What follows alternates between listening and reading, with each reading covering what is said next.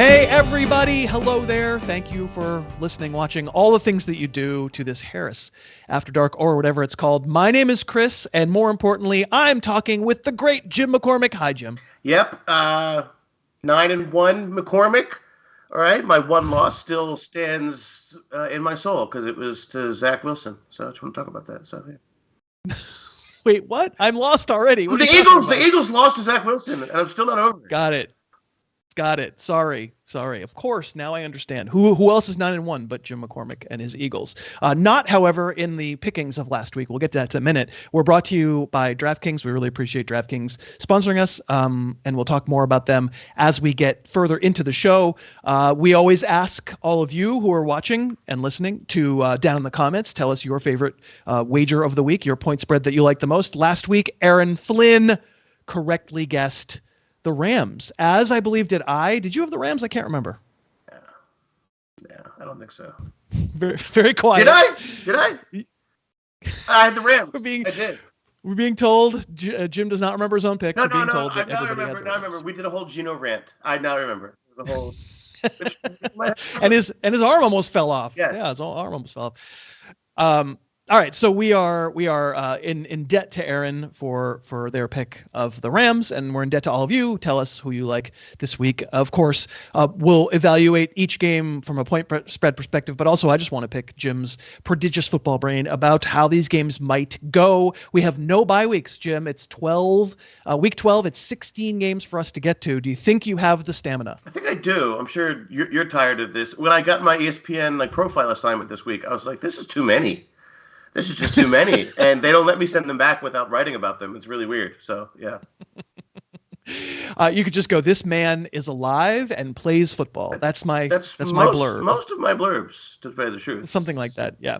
All right, so we're going to start with the three Thanksgiving games. Let's talk about them. The traditional Packer-Lion tilt. I remember our turning point this season for respecting the Detroit Lions, I believe, was a Monday night national TV game where they went into Lambeau and absolutely shellacked the Packers. That was the point where you were willing to go, you know what, everything I said about the Packer defense, forget it.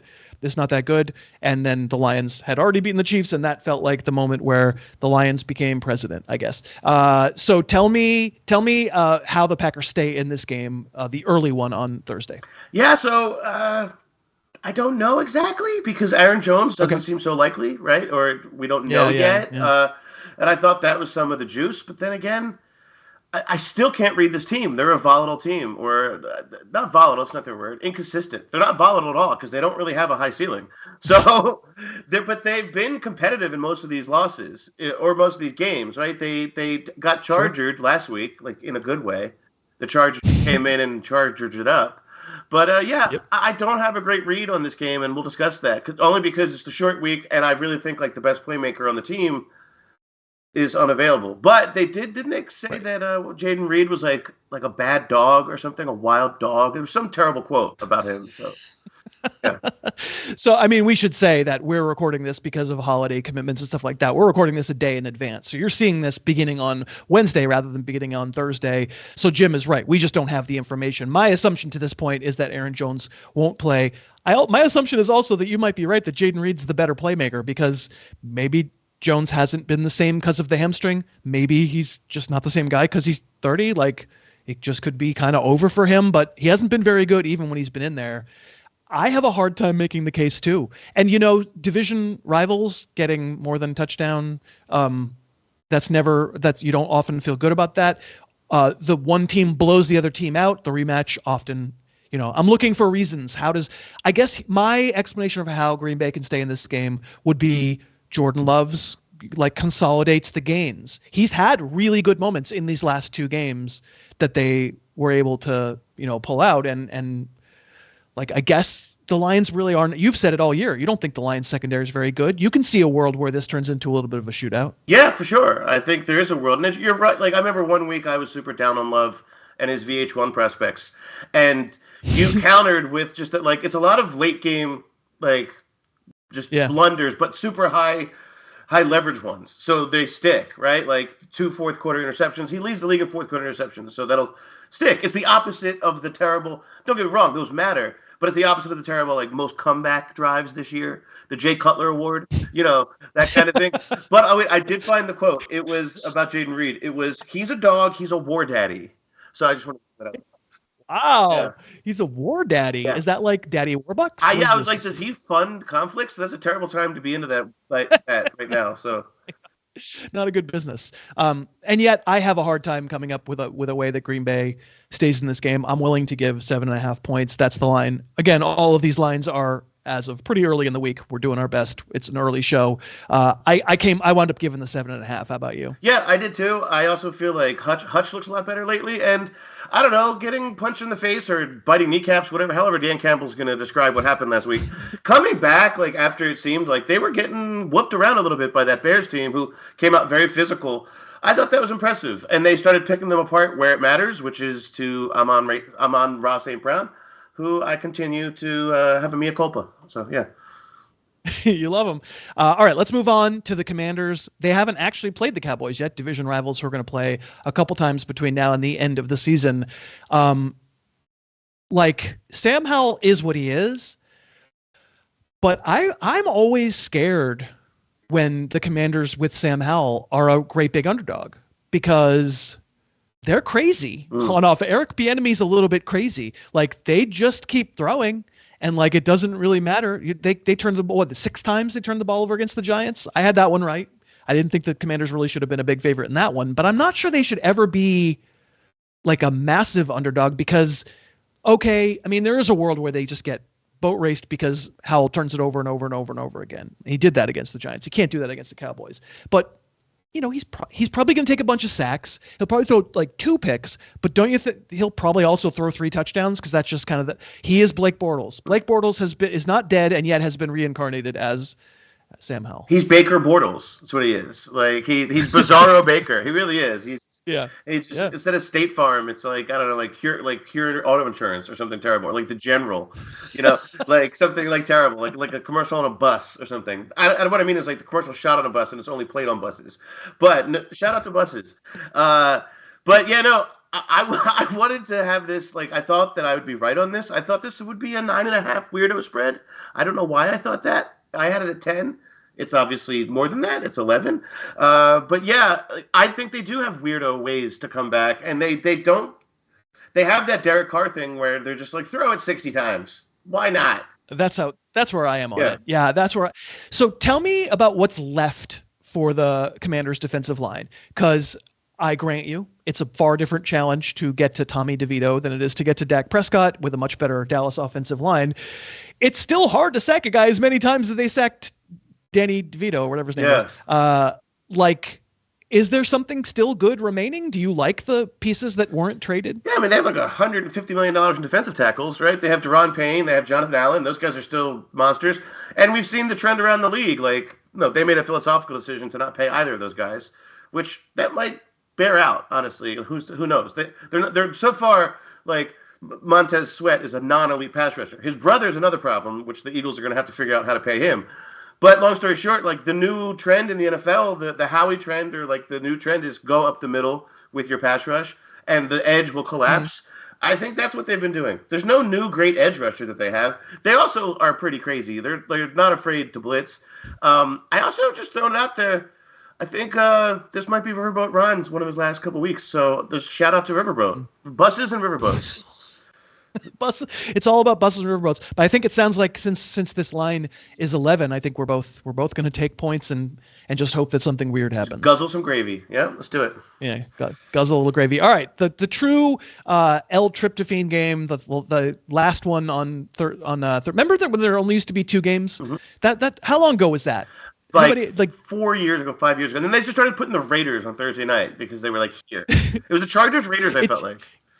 For some reason, I'm like, was that 2009 when they started doing that? Dave Pyper, I'm sure while we're talking, we'll look it up and tell us when the first time that there were 3 Thanksgiving games. Anyway, the potentially Geno Smith-less Seahawks are going to host the 49ers, another group of division rivals that I believe have not yet played. And the 49ers appeared to be back and appeared to be okay. And I feel like I still was on the right side of that game last week because Tampa had like 63 chances to cover, but they never really were in danger of winning that game. So listen, I think, this is a big line. It's 6.5 road 49ers. I'll get to your pick in a second, but would you imagine that line is an assumption that we're either dealing with no Geno or like a limited Geno? It's like a hedge bet. Yeah, I think it would probably be. I don't know what it would be. I mean, but like if it was truly lock, if we were in the lock phase, it would be over 10. It'd be well over 7. It'd be over a touchdown. So yeah. So okay, all right. What's the path here? I mean, we're both now just going, yeah, the Niners are real. Like they basically could have named their number against Tampa. I felt like they really pulled the ripcord in the fourth quarter, and in the end, kind of let Tampa hang around where maybe they should have knocked them out, but they knew they were playing in 4 days, and so I guess maybe that's what they played. That's everybody. Not what it was. They wanted to maintain the perfect passer rating. That's all that mattered. So good on Brock Purdy. I asked you about the path for Green Bay. I mean, there's three games here that could get kind of out of control. What's the path for Seattle to stay competitive against San Francisco? These two particular teams. Yeah, it gets a little bit of keep away, right? Like you don't want to have these skill players. Like Purdy is playing really well. I will say that coming off a concussion, we've seen this with Tua last year. Like what I mean is like he had a concussion, kept playing like Brock, and his 3 worst games. I know they were weird and they were bad, but like he was legitimately bad in like against the Vikings. So I don't know if time off. I left my neuroscience degree like in Cleveland, but and I will say you can pick it up for me, Dave, when you go down there. But like I will say that the path is narrow, but it's almost like what the Eagles had to try to do. Well, that's not exactly true, but like keep away, make it mucky. And I just don't think they can do that. So the path is narrow. Also, with like Kenneth Walker being hurt, he's not going to play. So Charbonnet, is he like really a? I don't know. Actually, I don't think they have the path personally, especially because I'm pretty dubious about Smith even like lasting the game if he is in there. I could just see this could be some what's his name? Some Drew Lock action. So yeah. Ugh, and he was not good in his time here in Los Angeles. Geno had to come back in for the last drive. That's Geno coming back in for that last drive against the Rams is sort of why I assume he'll play. Yes. It'll be a lot of hand wringing, and then he'll tough it out, and he'll be the toughest guy in the world. And what's the path? Okay, I'm going to be on the same side as you. I'm willing to give 6.5. That feels like a line that we should not be taking. Yeah. 6.5. Boy, that's Uncle Gary's bet at 1 p.m. Like so. That's right. Uncle Gary's like looking on the thing. I swear Stroud was on here. I saw Stroud's name. But like we are fish for taking this bet. But yeah, what's the path? I mean, Charbonnet's a really physical runner. Ken Walker is also. Charbonnet doesn't have that like breakaway speed probably, but he's a big boy, though. There's a way. Yeah. Yeah, he's a big dude and like runs really hard. And I mean, I hate that runs hard. But he's violent. Wants to punish the person. Wants to punish the person who wants to bring him to the ground in a way that some running backs do not. Sure. Some running backs fall down, and he does not fall down. But it's a pretty narrow path. I'm with you. I'm going to be on San Francisco. All right, so we've got 2006. Yeah, I was going to say 2006. We are told. I was going to say I do remember winning a fantasy not matchup, but I remember Brian Westbrook had a 4-touchdown game one time on Thanksgiving night. So I don't know that was a long time ago. So. See, now I don't feel so dumb. I feel thank you, Dave Pyper, for making me feel less dumb. All right, so we've agreed. We'll have much more dissent, I'm sure, through the rest of the show. But let's thank DraftKings for sponsoring. There's a couple of ways that you can support DraftKings and thereby show support for what they're doing here by sponsoring. The first way is the sportsbook. If you're in one of the magic states where it's allowed, I'm in California. It's not, but I mean, Dave is in Michigan and Jim is in Pennsylvania, and it is allowed there. Most states it is. You can use the code HarrisTube when you download the DraftKings app and make one $5 bet. They'll put $150 in bonus bets into your account.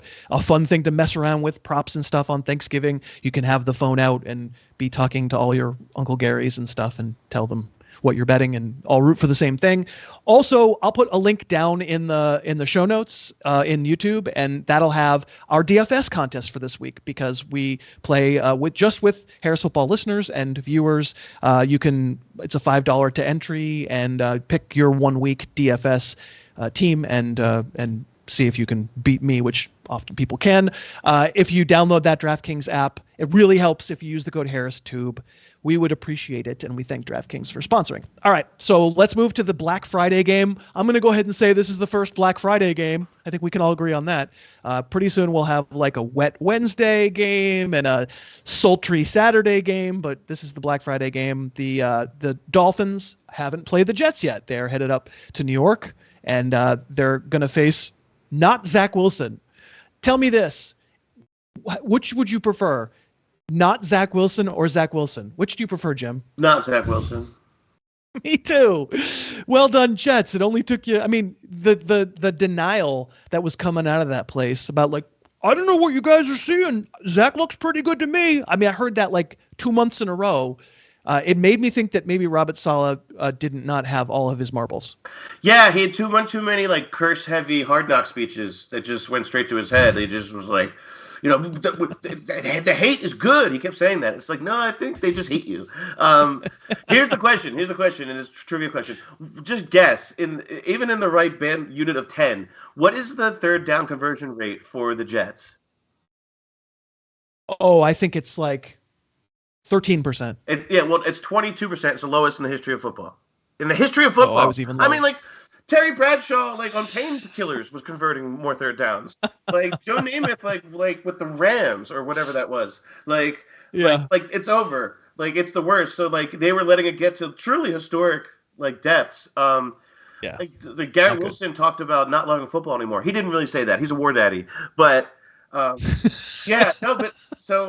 get into this game, it does change my impression of it, because I think like this guy Tim Boyle, is that his name? Boyle. Yeah, he sounds like a guy the Chicago Bulls are gonna fire. Like it doesn't sound like a football player. It sounds like this. Well, plus if he's Tim Boyle, then it is actually like a European name, and then I can believe it. Yeah. It's the NFL Tuesday feature, the Tim Boyle Tuesday feature. That's what's going to happen. He's only going to play on Tuesdays. But I will say this. I am not on the side of the Dolphins. You know why? Because Dolphins only really thrive in warm water. All right? So. Really. So, I agree with you that this line is weirdly Zach Wilson loving. This is like, wow, you took out Zach Wilson. We're going to make this a 10-point home dog. If he was in there, what would it be? Like 17? Like, it'd be, Tim Boyle, 2 touchdowns. Tim Boyle didn't look good in the few moments they gave him. He didn't look good, but like, just give me some random backup. And the Tim Boyle is certainly a random backup. Who did he play for? Was it the Packers? He supposedly started 3 games, and I didn't look up who for. But like, you're not good. I'm not saying that, but it's an awfully good defense. So I'll fine. I'll find a dirty way. I mean, I was wrong about the Bills. I had the same logic against the Bills. I was just flat wrong, but no Zach Wilson. You could tell me he's a Fordham adjunct, and I would believe you. Like, however they got them. I don't know who this guy is, but I will say this. Like, he can't be as bad as Zach Wilson, can he? Like, can I throw it out there? Can he? And did they not have Joe Flacco's phone number? What was the race to Flacco? Like, what was that? Like, I think you had to have a BlackBerry ID or something. But I really think the number one problem is that, like, this game might, like, the 10 points is just too many, because it's going to be a gross monkey game to me. The Jets are going to strangle it down. The way that this isn't the same. They're not the 49ers. They can't win in any style, in any way. They can only win with their speed. And, look, I'm going to not, like, the secondary with the Jets is that good. They're not going to take this guy out of it. But even if they're semi-effective and he still gets his 100 yards, I don't think it's going to be the game-breaking 200-yard thing. But now watch, it's going to be that. But just saying. Too much consensus, because I'm on the same side as you. All right, Buccaneers Colts could be the weirdest game of the year, because these are just two. I mean, you said it before when we talked about Sam Howell. Here's the other 2 Baker Mayfields in the league: actual Baker Mayfield and Gardner Minshew. Those are the 3 Baker Mayfields that are currently in the league. It's the real hipster and the guy that the hipster wants to be like. Like, it's the guy who really wears the ironic glasses, and then the other guy. So the two teams helmed by Baker's Mayfield. That's actually how you pronounce it. It's Baker's Mayfield. That's the plural. Like, tell me, other than the Baker's Mayfield, who has a better roster between the Buccaneers and the Colts? The Buccaneers. Yeah. Do they? I think so. You say it with no hesitation. I mean, man, how surprised were you that Shaq Leonard gets cut?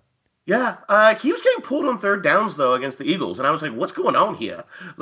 And they have this other guy. What's his name? Like Wynn with Wynn. He was playing a lot more than him on third downs. I just noticed that they only have in that Bradley system. They only keep one backer in there at the end because he just goes super cover 3ville. But I don't know. I think that Bradley defense isn't great against this Tampa. Takes the shots down the field. Baker's a lot of things, but he doesn't care. if you're but there. Neither does Gardner. They're the same guy. Can't you say the same thing against Tampa's defense? But Winfield is really good. Antoine Winfield, Carlton Davis is still pretty good, and these linebackers are just still awesome. Levante David's really old, but he ages well. He's like a Bobby Wagner type. He just is good into his early 30s. I just think they're good. Also, I was surprised when I was checking the sack rates a couple days ago. They get to the ball. I mean, the one thing they can do is play defense there. And the one thing we talk about Baker Mayfield's he gets an interception every week. Write it down. Last week he had a fumble. It's incredible.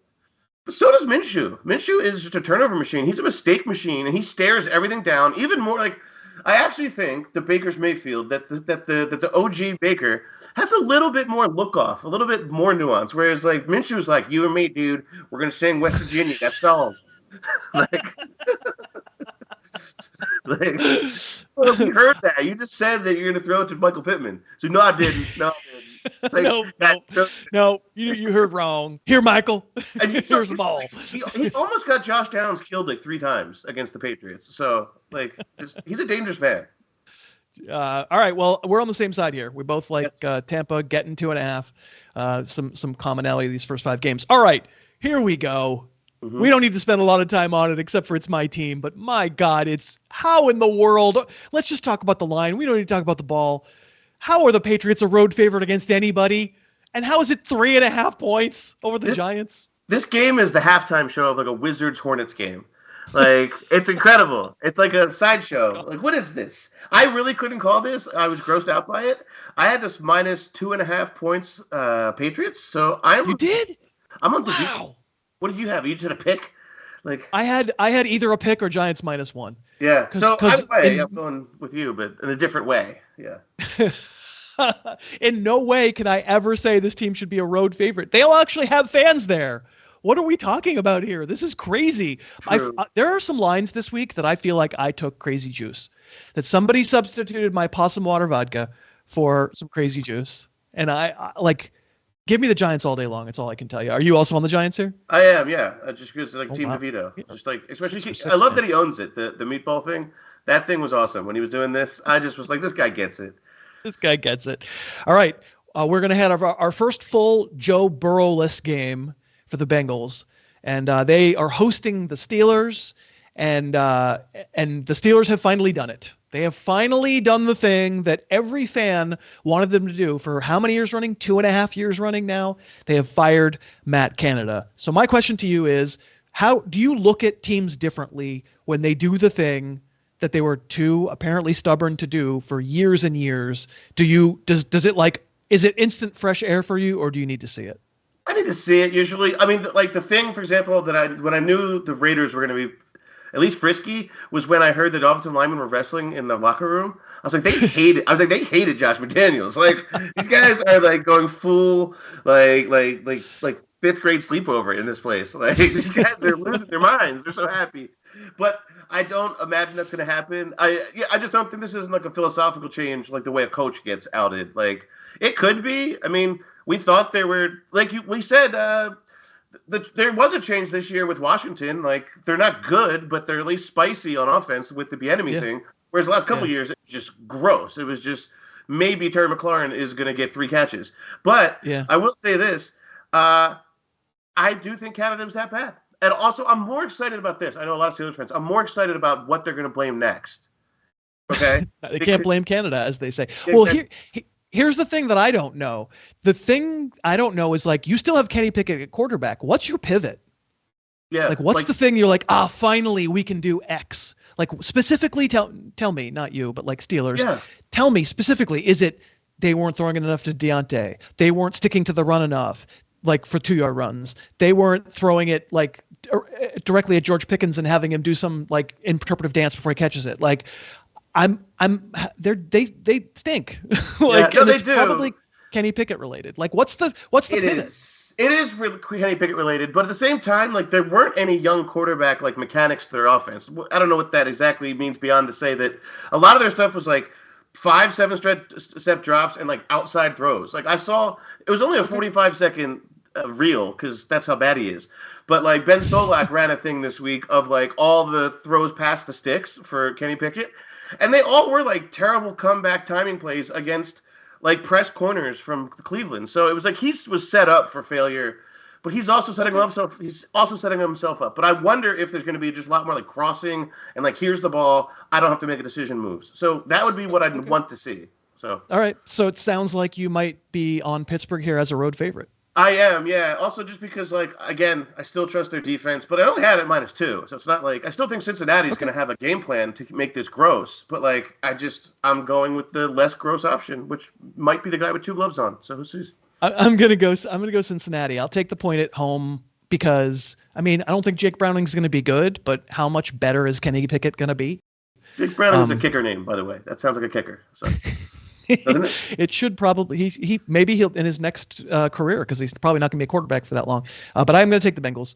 The rosters are just way better roster. Like I know Steelers defense is good, but that's true. Yeah, top to bottom, I will still take the Bengal roster. So don't feel strongly about it. Neither do you. It's a close one. Boy, we don't have to talk too much about Panthers Titans, except to say the Panther pass defense is actually kind of good, and their run defense is freaking terrible. And Tennessee's pass defense is terrible, and their run defense is really good. So I think there's a chance these 2 teams walk on the field and catch each other and think they're looking in a mirror, and they just do like this the entire game. Oh yeah. It's like Shakespeare. Am I right? Is there a chance? There is a chance. Odds on that? There is a chance. I actually think like the Transformers is gonna sponsor this and try to see if they can merge rosters and become one reasonable NFL roster. Not sure if that's allowed. Also, like honestly, like I want to really stress out Panthers fans. Who would you rather have, Will Levis or Baby Bird? Yeah. I think I'll still take Baby Bird, but it's getting closer. I mean, Levis hasn't played very well. No, he hasn't. First full game. So like I'll still take Bryce Young, but it's getting closer. I'm going to be on Tennessee here because I don't think this line of 3.5 is accounting for how bad Carolina is on offense. Like it changes out the course of a year. The worst offense, the one in September usually isn't the one in November, but I know the one in November, and it is Carolina. I had this -4 just because I think this is like Derrick Henry, like 4,000 yards in one game kind of thing. So yeah. Me too. I think Derrick Henry goes kind of crazy here. All right, so we got a great game, another rematch of a division game, and it's a really fun game that way to deciding the AFC South. I just don't understand the line, and so you're going to have to describe the line to me, why the line is what it is. The Jags, having gotten blown out at home by Houston, is going to Houston, and of course they're a 1.5 favorite against C.J. Stroud. Yeah. Of course. Explain that to me. And I mean, outside of like the 1 year that Doug Peterson took smart pills, or I don't even know if those were the pills he took, but like the 1 year he was good. Like he's pretty not the smartest guy out there. I don't know. Like he's just kind of like keep going, guy. He just like eats too much mayonnaise, and like I don't know what that means. But, I mean, he doesn't have any he doesn't have any like nuance, right? It's just like his tuna salad is just paste. But I will say this: I don't get this line. I talked earlier about the Packers being like this like variant team. I can't read them. The Jaguars are like the AFC. I said Jaguars. You really did. Jaguars. It was so great. Jaguars. They're like they're not the AFC Packers because they have way higher ceiling, but they do show up some weeks and are like, we just suck today. We're just gonna be bad at everything.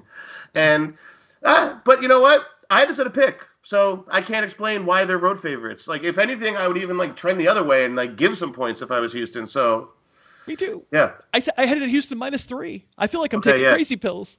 Yeah. Like, what more needs to be said? What about? Okay, Houston's defense is like a try hard, not great group. It's not terrible though. It's fine. It's right down the middle. It's okay. Yeah. Smart guy running it, and like, he doesn't quite have the horses yet, but they're not terrible. What part of that is Jacksonville's offense that's been wildly inconsistent definitely going to take advantage of when it didn't when they played earlier in the season? And who is stopping Houston's offense right now? I see better defenses than Jacksonville's not stopping them. That's for sure. Yeah, and like the secondary for Jacksonville, no one talks about them because no one can name them. They're terrible. Like they just this is a weird they're like they're literally like a patchwork, like truly a patchwork secondary because they spent all their assets on the number one pick, who they have like one of the lowest sack pressure rates in the league. They stop the run really well. What do they have? Like 3 yards a carry. I don't care. Guess what? They're not going to try to run on you. Devin Singletary doesn't care because he might just be like over there while they have 4 wide receivers out there. So. Yeah, that's one where we're going to hear about this game again. That's all I can say about that one. That line is just weird to me. All right, so as of our recording this, we don't know what the Saints are going to do at quarterback against the Falcons. This used to be that I will say this about the Saints-Falcons rivalry. As someone who never had a dog in the hunt, I didn't care who won or anything like that. And the extent to which these two teams hated each other always kind of amused me. Like, what are you fighting over? You're the Saints and you're the Falcons. What are you even getting mad about? But man, did they get into fights every single week. And maybe that'll hold over. It's not the same players anymore, but I guess these organizations absolutely hate each other. And then I would love it if Jameis is the guy, because into that maelstrom walks the guy with the least clue in the history of the NFL. A guy who just eats W's, doesn't know anything about anything, just a goofball. Like, kind of a jerk, maybe a little bit. I think we've learned in his distant past, but like seems benign enough these days. And I would love it if he's in the middle of fights and just like looking around, going, "Guys, what are y'all mad about?" His daily news digest is like TMZ. This guy is just living his best like what do you call it? Like just like wipe the board. He's got a whiteboard brain. It's just like You can use a tissue. You can use your hand if you need to. Just wipe it off, clear it off. We're good. Threw a pick. I don't care. You want to see another one? He's got the Aaron Brooks gene. Like Aaron Brooks threw a no look pass one time in a game. Like, Dave, we have to find that tape. It was incredible. But and it didn't work out. But there's something fun about this. But I couldn't read this. I couldn't read this well because I was wrong about the Saints. I shouldn't let recency bias hurt me that bad. But if Derek Carr is a brunette Dalton, then what is Jameis Winston? Because he doesn't have a comp. He's Jameis Winston. He's Baker Mayfield with a taller, crazier, bigger armed Baker Mayfield. No, I got it. He's Creole Carson. Creole Carson wins. It's what, once Carson Wentz got hurt and he didn't have the mobility to fall back on anymore and he couldn't rein in the throwing. He became just a wild man, a crazy man. By the way, did you see Carson Wentz on the Rams sideline this week when Stafford was shaken up a little bit? Carson Wentz was like, usually I'm the one who doesn't benefit from injuries. This is weird. So, I mean, I just want this to be Winston so bad. Derek Carr is what he is. It's merciless. It's not fun anymore. He's been programmed. I feel bad for him. He's like the robot who's stuck for 8 millennia on the planet and the humans finally land and they're like, "What have you been doing all this time?" And he's like, "Well, they taught me how to dig this trench." And the trench goes 73 miles, Yeah. I just can't with Derek Carr. So I hope it's Jameis. It probably doesn't matter. It's considered a close line. The Saints are a 1-point favorite on the road in Atlanta. I think there's no Marshawn Lattimore. I think I'm right about that, right? That defense gets affected by that big time. So how are you reading how this goes? Yeah, and Matt Fowl and stuff, they haven't been that good. The secondary since without Lattimore, it's a big difference. Yeah. I had this -1 Atlanta. I think they're just going to have their recipe, just to lean on you. It feels a little bit like Tennessee, their style, shocker, Arthur Smith, right. But it is in the sense that they're just going to stick punching you in the face, and for all the fury over it, I really do think Bijan is going to see a lot more work, and he's the best player probably between the two skill groups, and yeah, I think he's going to run wild, and it doesn't matter who's playing. Quarterback Kamara is going to have 14 targets for -1 yards. So yeah. I mean, I think it's actually bad for Kamara PPR if Jameis plays, because Jameis doesn't like to check down. No, but Kamara's be fine for fantasy. I'm also on Atlanta as a home dog. Don't feel super strongly about it. All right, Rams are going to Arizona, and the Rams won that game somehow and covered for all of us, including Aaron. But didn't particularly look great doing it, and easily. They gave up that last drive and Seattle missed a field goal. Otherwise, the Rams lose, which is becoming more common. Let me ask you this question. I can't get a handle. I watch these Rams games every week. I hear about this guy Kendrick, the corner, and people are like, you're missing on this guy. This guy's great. And then I watch and I just see him get burned constantly. Are there, other than Aaron Donald, we're now 3 months in? Are there players on that Rams defense? No, there's not. No, he's like what Isaiah Washington was. Not Isaiah. Is that his name? I said Jackson, the guy who got suspended for the year from the Colts. But last year he had this good tape. If you cut his tape up, it's like, oh, that guy's feisty. He just pushed Devontae Adams, but they didn't show Devontae Adams getting 149 yards the next couple of plays. So he's feisty. So he has this attitude where he'll go against a number one, but that doesn't really matter if you aren't that good. So it's like Jalen Ramsey could do that and then do the cool stuff. Right. He'll shut you down and make a tape. Yeah. Philosophically, they're still pretty cool. They keep you underneath on everything. They wanted to just keep you they're very zony, but at the same time, that's not a word. But at the same time, the lack of talent, other than Aaron Donald just suplexing you. So. Yeah, that was nasty. So Kyler's back. Kyler's good. Kyler's a 1-point dog at home. What are you leaning through here? Yeah, I'm going with the little baby video game man. I'm just taking him.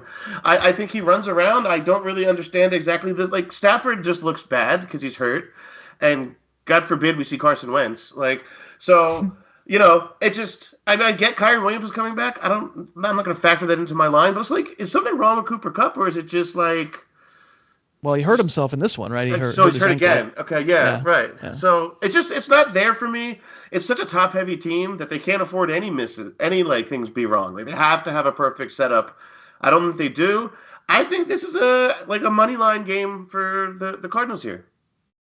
I kind of frankly, I'll give the points though. I feel fine giving the points, but I'll take money line too. I thought this is another one that made me feel crazy. I thought Arizona should be a field goal favorite. Arizona's been good since Kyler's back. Do we forget that Kyler, was running too? Right. He looks totally the same, and that he was regularly a favorite, kind of on his own with a really terrible coach. Say what you want about this coach, but he's not Cliff Kingsbury. I think far fewer trips to Thailand. At least that. Right. Yeah, fewer trips to Thailand. Yeah. At least one less. So we're both on Arizona. All right. The Cleveland Browns, who they won. And I'm sure Dave Pyper thinks they're going to the Super Bowl, but he's wrong. DTR is the quarterback for at least one more week, but it was a very sad offensive performance. The good part for Cleveland, though, is that Denver, where they're going, is very runnable on. That's also not a word. You may remember James Cook running all over Denver in a game that Denver won. You may remember both Minnesota running backs running on Denver in a game that Denver won. Bodes well for Jerome Ford. Of course, Cleveland's defense is really good. What's this line here? Broncos -2.5. Yeah, this one, I wouldn't say crazy pills because I get the DTR factor. But, Russell Wilson is playing better. He's more just playing a normal, bad NFL quarterback now, kind of, right? You know what I mean? They're really scared of him, right? They're protecting him. Yeah. The one thing I'd say, this over-under, I didn't look at it. It must be, Dave, you want to look it up while we're talking? It must be. I'm going to guess it's 40.5 points or something. It might even be in the 39. Because, yeah. Is it 39? No, I don't know. Or you're just guessing. Okay. Yeah. Dave will look it up. But I think, Cleveland can only play one way. They're going to play defense. They're going to run. They're going to pray their quarterback doesn't kill them. And everything I see from Denver is that Sean Payton's basically decided to try to do the same. We're going to go mellow. 30. What was it? 35? 35. Yeah, there you go.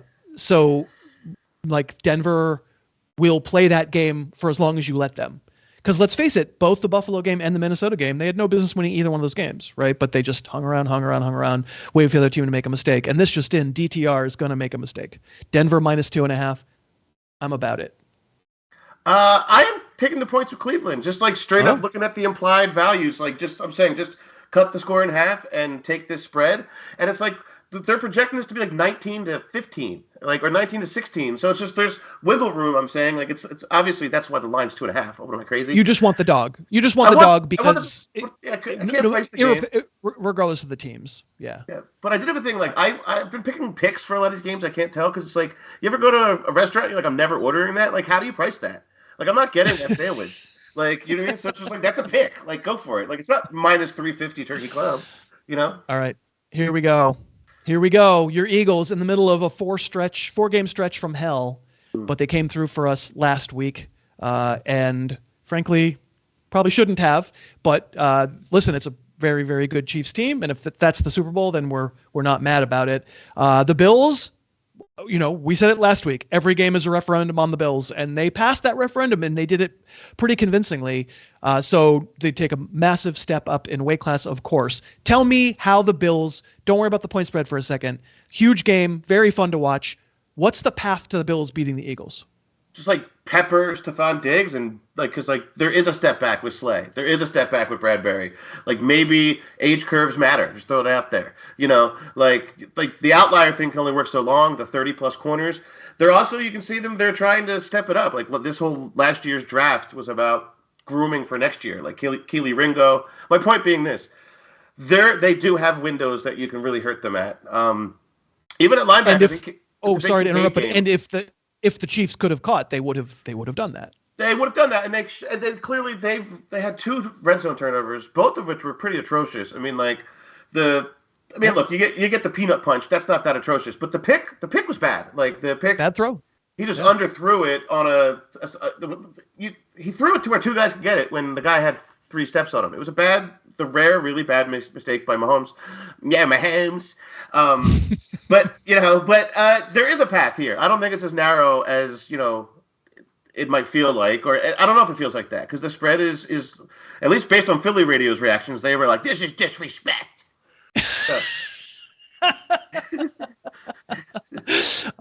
It really is disrespect. The thing I'll say, I think the reason the line is closer than I thought it would be is you're exactly right. The thing that we think the Bills can do and haven't always done, but the way these 2 teams overlap, like 2 animation cells, overlapping on top of each other, the thing that you have to be able to do against Philly is throw. You're not going to run. Pacheco ran, but it's not going to happen. Not going to happen with James Cook.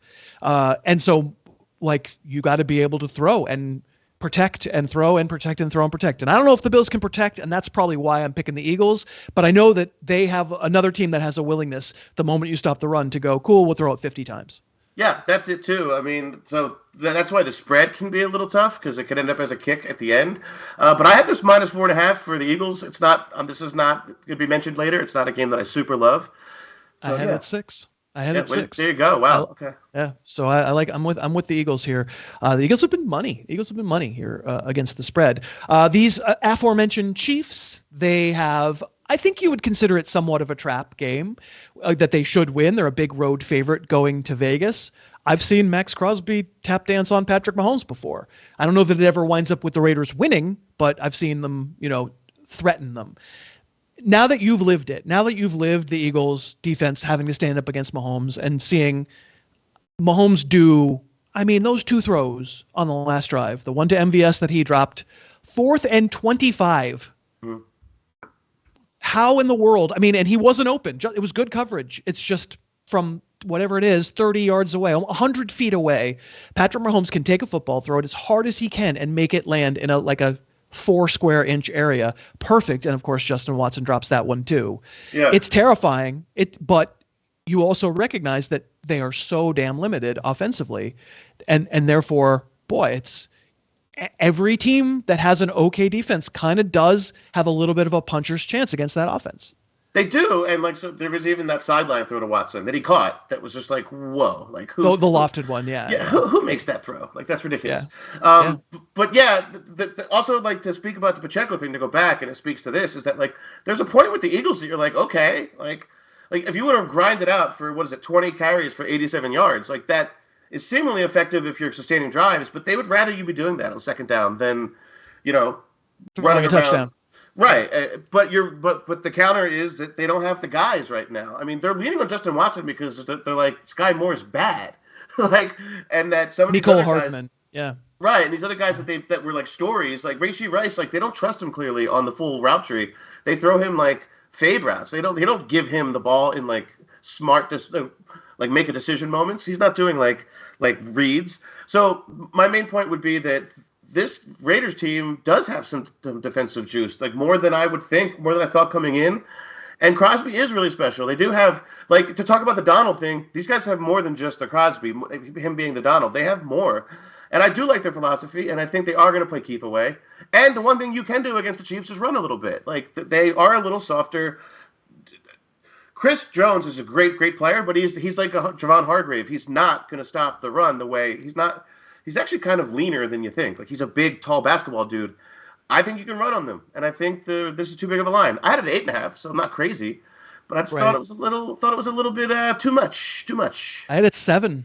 Wow. I had it 7, so it is actually, as of our recording this, 9.5. So your analysis is spot on. I don't think I need to go. I didn't say your analysis has a spot in it, because that would be would be a HIPAA violation if I said that. That would be not cool.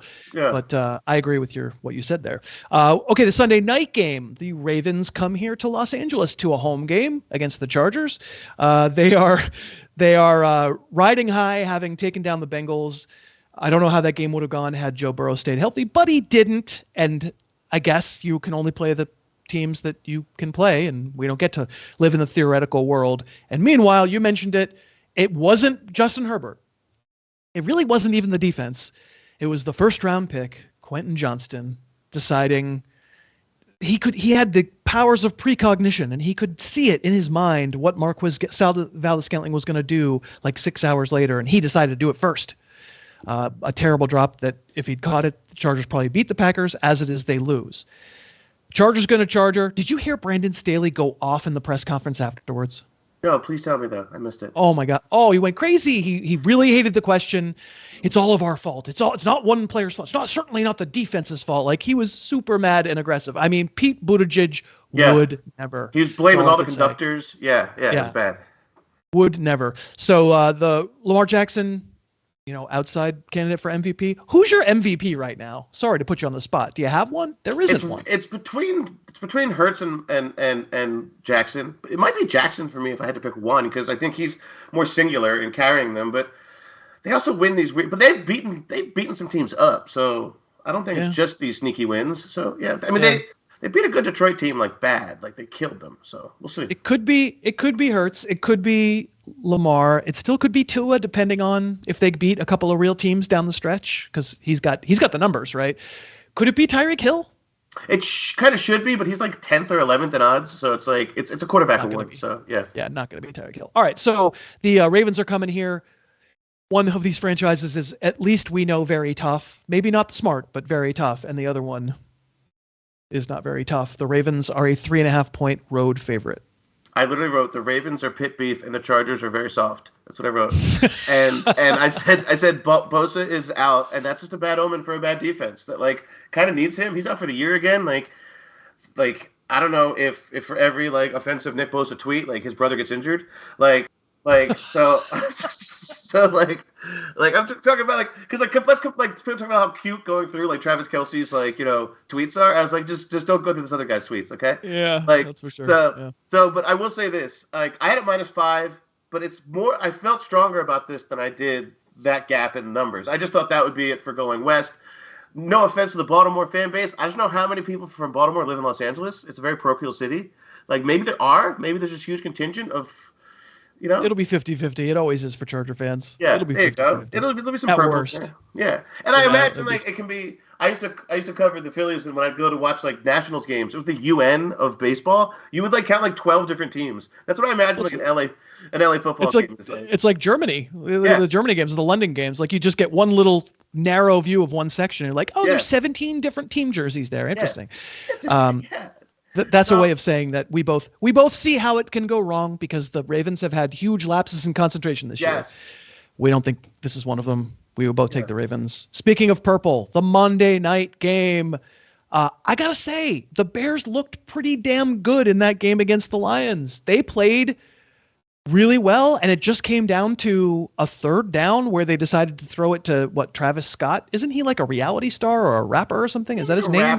He's both, really. I mean, he's versatile. Maybe I've got his name wrong, but I apologize. He's a rookie receiver. He hasn't made a big impression on me yet, but I don't know why you're throwing it third and long to him when you're trying to kill the clock.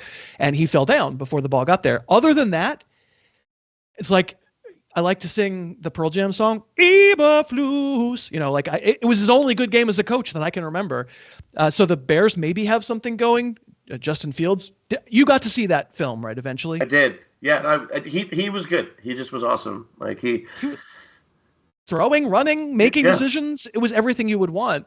And I got to say that if that's the Justin Fields that we get in this game, I think I know which team has the better quarterback. Yeah, and it's not the guy who has every Hallmark movie being made about him. So, yeah. Yeah, not that guy, Josh Dobbs, of course you're referring to. So, of course, we don't know for sure that Matt Eberflus can keep it up for 2 weeks in a row. I suspect that he kind of can't.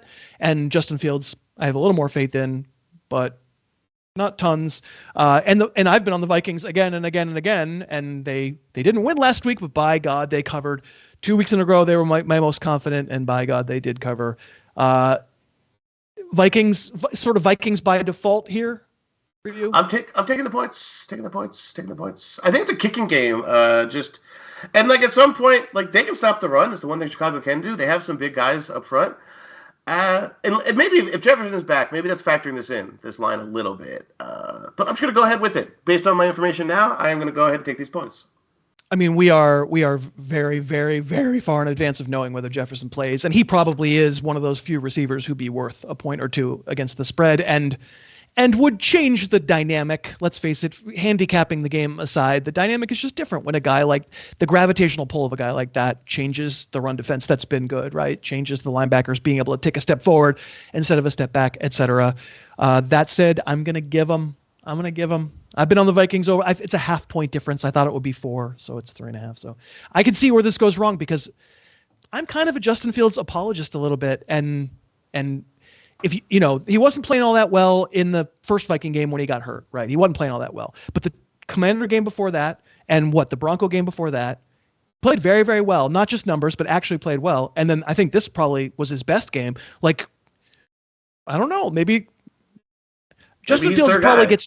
Yeah, well, I mean, he probably gets traded either way because don't you think like the coach and GM are probably gone? The new team's going to be like, cool, good story, Justin, but we can get a lot for you and still have 2 first-round picks in the top 5. Like probably not going to not take a quarterback, but maybe I'm wrong about that. All right, we're going to do this part where we pick the game that we're most confident of. I've hinted on mine. I like to go first because Jim usually hasn't done it yet. So he'll think while I give my speech, but my speech is not going to be long. It's Houston. I don't understand how they're a road dog to Jacksonville. So that line might move by the time people see this video, but right now it's +1.5 and I love it. So I'm on the Texans.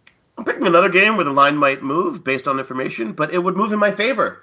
Because I'm going to give the points with the 49ers. I thought this should have been plus a touchdown. Just think they're rolling on people, and they have like the ingredients to like press you. And even if it is Geno, like a banged up Geno, like that's dangerous for like the 50 dropback thing. He's one of those guys too. 45 dropbacks. Not sure if like 11 targets to Jackson Smith and Jigba scares me. So yeah. All right. But what do you all think out there? If you're watching this on YouTube, like go down in the comments. We've seen an uptick in the number of people giving a guess as their favorite point spread, but not enough. Not nearly as many people as watch. You watched all the way through. Come on, just go down there and tell us your favorite point spread. By the time you're watching this video, maybe the point spread's changed and you're getting great value on our spread. Use our lines, as it were. We want to thank you for watching. We want to thank DraftKings for continuing to sponsor. Remember, you can help out the show if you download the DraftKings app and use the code HarrisTube. If you do that and you're not that into sportsbook, you like this show, but I don't really want to feel like gambling this week, just play DFS with us. It's $5. DraftKings doesn't take a rake. The money goes back to the winners. It's like 1,000 people who watch the show and who listen to the podcast, and we all do our best with 1 week fantasy. We try to come up with the most fantasy team that we like for 1 week, and that's all. Use that code HarrisTube. We do appreciate it. We also want to wish you a safe holiday. If you're in the U.S., especially, you know what it's like around the people doing the drinking and the driving and just be really, really careful. Call an Uber yourself. Stay really safe. And we want to see you all back here next week. For Dave Pyper, for Jim McCormick, my name is Chris. We're so happy that you watched us and listened to us. Thank you so much, and happy holiday. Thanks so much for watching. Please, please, please smash that like button. Write a comment, tell us who else you'd like to see us review film on, and of course, best of all, please subscribe to our channel and then click that little bell above the subscribe button and you'll be notified whenever we post a new video.